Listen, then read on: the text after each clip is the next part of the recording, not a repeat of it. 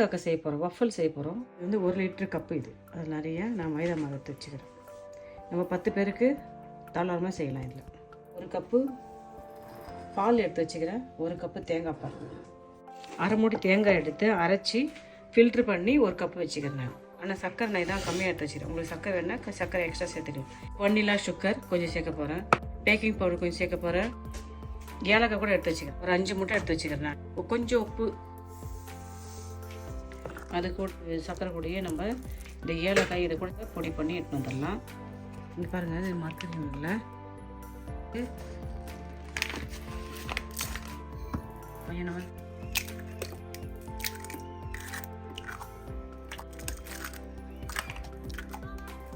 நம்ம தூள் பண்ணி எட்டு வந்தாலும் சர்க்கரை, நம்ம தூள் பண்ணி எட்டு வந்த சர்க்கரையை ஆட் பண்ணிக்கலாம். இது பட்டரை நம்ம உருக்கி எட்டு வந்துட்டோம் சேர்க்கலாம். இந்த பட்டருடைய அளவு ஒரு 100 கிராம் இருக்கும். கலந்துக்கும். நல்லா இதை அடிச்சுக்கணும். தேங்காய் பால் இதில் சேர்க்குறோம். வச்ச பால் சாதாரண மாவு இதில் சேர்த்துக்கலாம். மாவு சேர்த்துக்கலாம். கொஞ்சம் கொஞ்சம் மாவு சேர்த்து அப்படியே கலந்துக்கலாம். இந்த வனிலா சுகரை வந்து வனிலா சுகர் நான் 1 டீஸ்பூன் எடுத்துக்கிறேன். பேக்கிங் பவுடர் வந்து அரை ஸ்பூன் எடுத்தால் போகும். இப்போ இதை அரைச்சிக்கலாம். இதை கலந்துக்கலாம். அரை கப்பு பால் சேர்த்துக்கலாம்.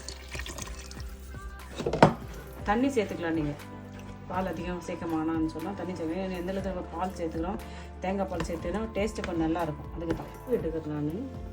கொஞ்சமாக இப்படி உப்பு சேர்த்துக்கலாம். போதும், இந்த அளவுக்கு போட்டுலாம். இதான் இதனுடைய பக்குவம். ஒரு அரை மணி நேரம் மூடி போட்டு வச்சுட்டு அப்புறமா செய்யலாம். நம்ம பாருங்கள், அரை மணி நேரம் ஆகிடுது. நம்ம இப்போ செய்ய போகிறோம். அதே வேணா 4 லஞ்சில் வச்சுக்கலாம். எடுத்து மேலேயும் கீழையும் தடவிட்டு மாவு கொஞ்சம் ஊற்றிக்கலாம். அப்படியே மூடிடுவோம். நம்ம கொண்டா வெயிட் பண்ணலாம். கொஞ்சம் ஆயில் இல்லைன்னா கொஞ்சம் பட்டர் கூட போடலாம். போட்டுமோ திரும்பி போட்டுட்டு இதை எடுத்துட்டு இந்த கம்பி மேலே வச்சுட்டா சீக்கிரம் அது கொஞ்சம் ஆறிடும். சும்மா ஒரு டேபிள் ஸ்பூன் சும்மா ஆயில் கொஞ்சம் போடணும். பாருங்கள், வஃபல் ரெடி ஆகிடுச்சு. அப்படியே எடுத்துகிட்டு வந்து கம்மி பண்ணிப்போம். இந்த பக்கம் வஃபல், இந்த பக்கம் பண்ணக்காக்கா இருக்குது. ஒரு வஃபல் ரெடி பண்ணிட்டோம், பண்ணக்காக்கா ரெடி பண்ணிட்டோம். இதுக்கு மேலே அப்படியே பட்டர் தடவி சாப்பிட்லாம். சாக்லேட் எடுத்து நம்ம இதை தடவி சாப்பிட்லாம்.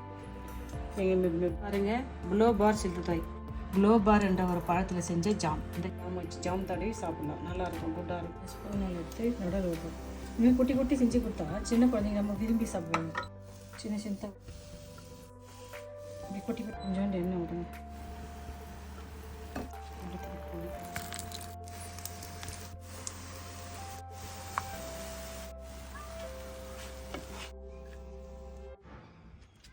அழகாக செலுத்த தை. இது வந்து ஜாம். இது இந்த மெத்தடில் செஞ்சு பார்த்துட்டு கமெண்ட் சொல்லுங்கள். பை.